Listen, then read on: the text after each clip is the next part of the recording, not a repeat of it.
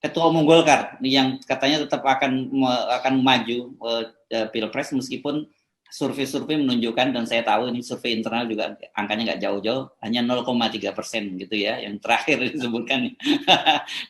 dan kemudian Erlangga kemarin kelihatannya juga tetap firm, dia maju, apalagi dia bilang terima kasih karena sekarang elektabilitasnya merangkak naik. Bayangkan 0, saja merangkak naik itu, karena dibantu baliho oleh para pengurus-pengurus di daerah. Jadi berapa sebenarnya elektabilitas sebelum dibantu baliho di daerah-daerah itu? Jadi bayangkan orang yang startnya harusnya minimal 7-8% itu kan.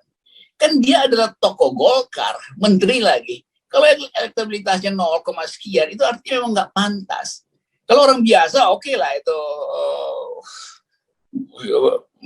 siapa namanya ini Mardigu mungkin lebih dari itu tuh startnya kan. Apalagi kalau diwawancara oleh FNN tuh. Jadi kita bayangkan tokoh politik yang memimpin partai besar cuma 0,3 dan masih menganggap bahwa oh ya itu kita mau maju. Mak dek jantung ini ketika Om Rocky ngomong tadi. Dia itu punya lidah api. Kalau ucapannya sudah terlontar, ntar nyalon beneran dan jadi itu si Mardigu. Bagaimana Om Rocky? Lah kan repot para all mind. Menurut pendapat saya pribadi nih ya, seperti nanti di tahun 2024, perpolitikan itu bukan masalah calon atau individunya siapa lagi deh. Yang lebih penting adalah konsep bernegaranya dan siapa saja tim di belakangnya yang mendukung dirinya. Kita mencontoh negara demokrasi Amerika. Jangan mencontoh Putin Rusia yang terus ubah undang-undang negaranya hingga saat ini Putin sudah 25 tahun menjabat, lalu dibuat hingga tahun 2036 Putin menjabatnya. Atau Xi Jinping yang awalnya di tahun 2013 adalah orang terpilih Politbiro, lalu di tahun 2017 dia mendapatkan mandat presiden Tiongkok seumur hidup. Semuanya bukan berdasarkan demokrasi, namun autokrasi, dan tidak terjadi di Indonesia karena pemimpin yang sederhana, baik dan merayat tersebut tidak gila jabatan, tidak ingin 3 kali, tidak ingin menambah 1 periode lagi. Tidak mungkin. Nggak mungkin pemimpin sekarang akan kemaruk jabatan, mabok pujian. Bukan. Itu bukan dia. Jadi kita mencoba mencontoh Amerika yang punya 2 aliran besar dalam bernegaranya. Kalau Partai Demokrat, cara kelolaan negaranya adalah heavy on government atau pemerintahnya agak ke kiri, ke sosialis. Kalau Partai Republik atau Republikan, negara hanya regulator atau dikenal dengan heavy on private. Pemerintahnya ke arah kanan, para kaum kapitalis. Di sini kita melihat calonnya siapa dan membawa alirannya apa. Kalau Partai Demokrat pasti naikin pajak, namanya juga sosialis. Kalau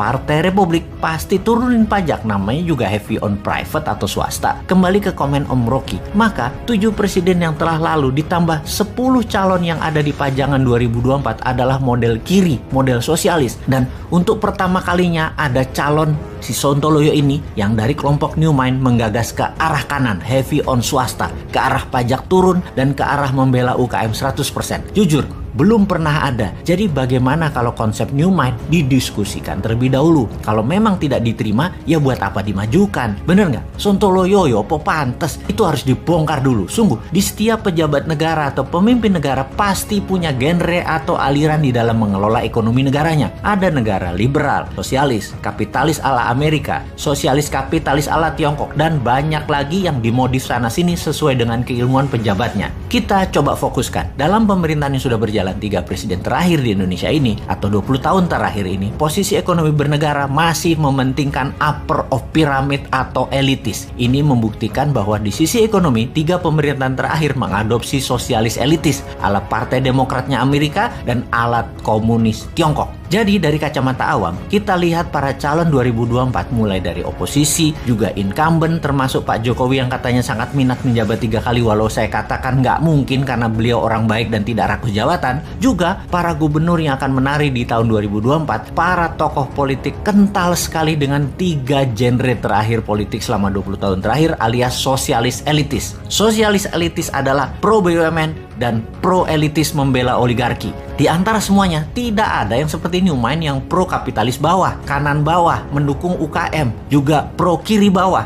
sosialis bawah, para buruh, nelayan, petani. New Mind punya new economic model, yaitu bottom of pyramid atau ekonomi akar rumput. New Mind fokus di bottom of pyramid, anti elitis, anti BUMN, anti kapitalis elitis, anti oligarki. New Mind merangkul sosialis bawah dan sosialis akar rumput, yaitu para buruh, termasuk 6 juta buruh migran yang kerja di luar negeri, semua ada di sini. Dan kapitalis akar rumput atau UKM di sisi bawah kanan juga ada di New Mind. Saat ini buruh dan UKM tertinggal karena memang platform bernegaranya elitis, bukan akar rumput yang di bawah. New Mind untuk membuktikan kontribusi ke ekonomi akar rumput membangun Santara, perusahaan urun dana seperti IDX untuk perusahaan besar melantai di bursa, UKM melantai di Santara. Sama semua aturannya, hanya saja ini untuk UKM. Itu sedikit kontribusi dari sisi swasta membuktikan MMT bukan hanya teori tapi bukti nyata. Jadi inilah yang harus didiskursuskan, diwacanakan, disiapkan bangsa dan negara dalam periode ke depan untuk memutuskan, untuk berani mencoba sesuatu yang baru seperti mengambil MMT, mengambil New Mind yang beraliran bottom of pyramid, ekonomi akar rumput, sosialis kapitalis akar rumput. Beda dengan 7 presiden yang menjabat yang lalu. New Mind heavy on private, membela swasta, UKM, buruh, petani, dan nelayan. Atau tetap mau dengan old mind yang berhutang dengan IMF dan FDI-nya Tiongkok. Monggo dipikirkan dan diviralkan. Time to plan and action. Sudah terlalu banyak isu ekonomi buruk di negara ini.